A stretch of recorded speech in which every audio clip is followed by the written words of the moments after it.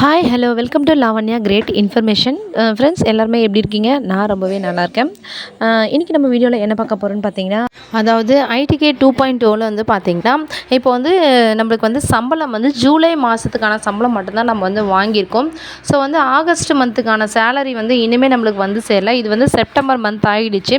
So வந்து பார்த்திங்கன்னா நிறைய பேர் வந்து கேட்டுக்கிட்டு இருக்காங்க, எங்களுக்கு எப்போ வந்து ஆகஸ்ட் மந்த் சேலரி வந்து எப்போ கொடுப்பீங்க அப்படின்னு சொல்லிட்டு கேட்டபோது, நம்ம ஸ்டேட்லேருந்து ஒரு நியூஸ் வந்திருக்கு. என்னன்னு சொல்லிட்டு பார்த்தீங்கன்னா, இந்த மாதம் இன்சென்டிவ் வந்து கொஞ்சம் டிலே ஆக வாய்ப்பு இருக்குது. அதாவது இந்த மாதம் இறுதியில் தான் நாங்கள் ப்ராசஸ் பண்ண போகிறோம்.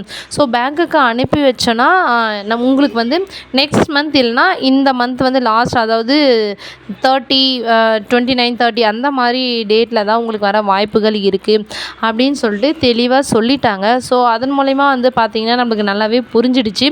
ஸோ இந்த மாதம் வந்து டிலே ஆக போகுது அப்படின்னு சொல்லிட்டு, இல்லைனா வந்து பார்த்திங்கன்னா ஆகஸ்ட் செப்டம்பர் 2 மாதமும் சேர்த்து வந்து நெக்ஸ்ட் மந்த்து வரவு வைக்கவும் வந்து வாய்ப்புகள் இருக்குது.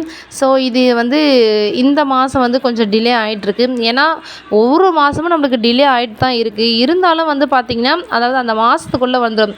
அதாவது ஃபார் எக்ஸாம்பிள் வந்து ஜூலை மந்த்து வந்து நம்மளுக்கு வந்து சேலரி வரணும் அப்படின்னு சொன்னால், அது ஆகஸ்ட் மந்த்து ஃபஸ்ட்டுலேயே வந்துடும். இல்லைனா ஒரு 15 16ல் வரும். அப்படியும் இல்லைனா லாஸ்ட் 24 25ல் வந்துடும். நெக்ஸ்ட் மந்த் ஆனால் கண்டிப்பாக வந்துடும். ஸோ இந்த மாதம் வந்து பார்த்திங்கன்னா கொஞ்சம் ரொம்பவே டிலே ஆகிட்டுருக்கு இந்த சேலரியானது.